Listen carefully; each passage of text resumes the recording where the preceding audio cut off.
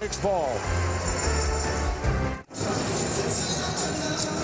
Look at our game reset. The Suns have a full and a 20. Lakers have a full and 2 20s. Both clubs in the penalty. Here's another look at Ron Artest firing one up. Look at the shot clock. Range. Mark, look at the shot clock. When he let that go, there was 22 seconds. They had just got a new clock on a tough shot he had taken the play before. We said going to commercial, he's 1 of 8. Now he's done a good job tonight defensively, done some nice things, but you gotta have an awareness. You pull that ball back out, you get a new 24-second clock. Now you put yourself in a position here. The Suns come down and score. They get a stop. They get a chance to come down with the ball to beat you. As you see, 51 seconds to play. Suns have hit 6 of the last 7 shots. For the most part, it's been the man with the basketball, Steve Nash. Picked up on a switch by Artest. Fly for 3. Rebounded by Odom. That would have been a tying field goal. Now, 30 seconds remaining. Got a 13 on the shot clock. Bryant guarded by Richardson. That's the stuff. Richardson is on it. The Suns have a chance to tie the game. Nash for 3. Nash recovers. Richardson for the tie. Fly gets it. Richardson again for the tie. Yes! He banks it home. 3 opportunities for the Suns, and Jason Richardson goes glass. As the Suns have come back from an 18-point deficit, 3.5 seconds to play when we resume.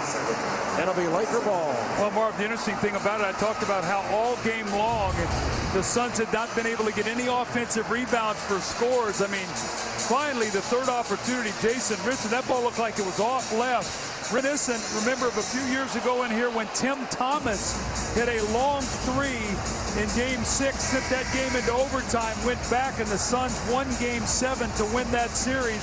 It too was on an offensive rebound, but a lot of work to be done right now. 3.4 seconds to go, or 5, excuse me. And you know Kobe Bryant somehow is going to be involved in this play, probably with Pau Gasol. Jason Richardson, a 39% three-point shooter during the regular season. Kobe's at Miami in early December. How about mid-December at Milwaukee at the buzzer? Lakers win it in overtime.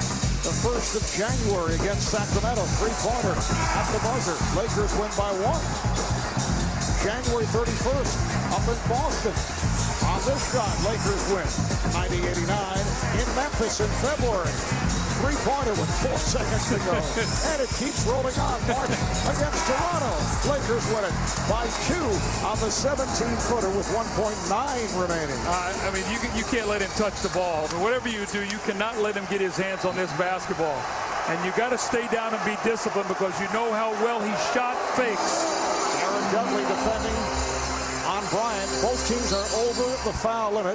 Odom will throw in. Bryant turns and comes up short.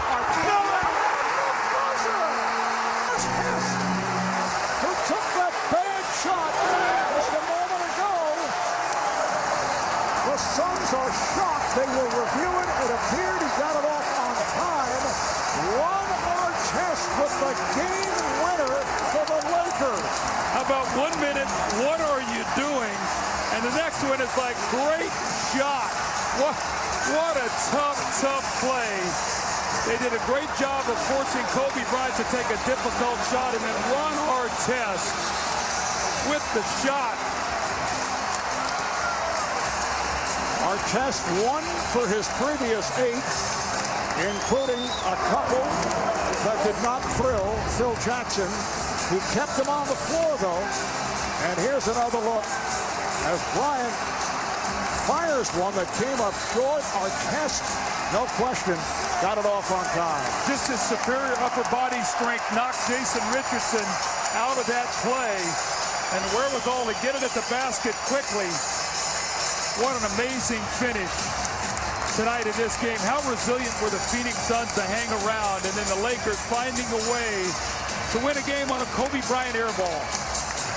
And the Suns showing they're a resilient team, and they've done very well on the road, as we talked about earlier. But this is a disheartening loss for the Suns as the series heads back to Phoenix for a Game 6 on Saturday night.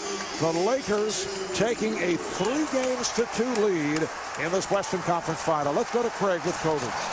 Well, Kobe, you never know what to expect from Ron Artest. An ill-advised shot and then the game-winning shot in the last few seconds. What was going through your mind? I'm just happy you made the play there. When he had a chance to run out the clock and put up the 3, you think he just thought it hit the rim, or he just thought he was going to try to put the game away? No, I was thinking, he thought he had a good look, and he took it. The last play, you had a shot, you were double teamed. Was it set up for you to take the outside shot? Well, yeah, I wanted to get a good look.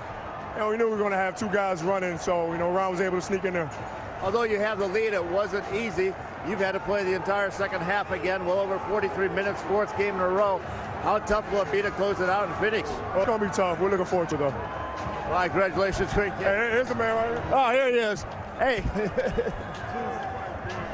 Long night. First of all, talk about redemption. What were you thinking when you put up that shot when you guys had a chance to run out the clock? Well, just play basketball. I mean, there was a point in time where I shot 40% from the 3. I got to play, and still try to get to the hole. I hit shots before. They just didn't fall today, so that's why the playoffs, you keep playing, and you never know when that big game going to come. So I'm just going to continue to play, see what happens.